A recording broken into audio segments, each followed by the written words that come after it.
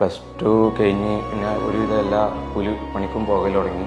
പൈസ കിട്ടിക്കൊണ്ടിരിക്കുമ്പോഴാണ് എന്നോട് പറഞ്ഞത് പൈസ കിട്ടുമ്പോൾ പഠിപ്പ് മുടങ്ങിയത്. കാരണം പഠിപ്പുണ്ടെങ്കിൽ ലോകത്ത് വില ഉണ്ടാവുള്ളൂ. അങ്ങനെ +2 കഴിഞ്ഞ് ജോലി ചെയ്യുന്നതിനോടൊക്കെ ഞാൻ ഡിഗ്രിയും ചെയ്ത് അങ്ങനെ ഇരിക്കുമ്പോൾ എൻ്റെ ഒരു കസിന് പറഞ്ഞതാണ്. അവൻ്റെ 2 ഫ്രണ്ട്സ് ഗൾഫിൽ പോയി.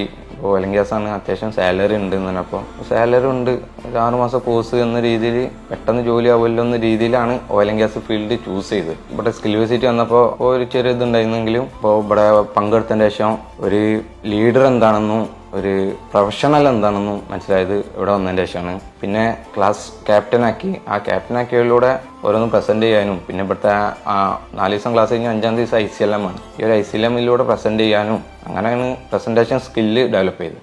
ഓയിൽ ആൻഡ് ഗ്യാസിൽ ഇപ്പോൾ മെയിനായിട്ട് നോക്കുന്നത് NDT ടെക്നീഷ്യൻ ആയിട്ടാണ്. പിന്നെ ഒരു ലെവൽ 3 സർട്ടിഫിക്കേഷൻ എടുക്കാനാണ് താല്പര്യം. ഞാൻ ഇവിടെ സ്കിൽ ബേസിൽ വന്നതിന് ഏറ്റവും കൂടുതൽ ഹാപ്പിയാണ്. ഒരുപാട് അറിവുകളും അതേപോലെ ഓരോ സ്കില്ല് ഡെവലപ്പ് ചെയ്യാനും ഒരുപാട് സഹായിച്ചിട്ടുണ്ട്.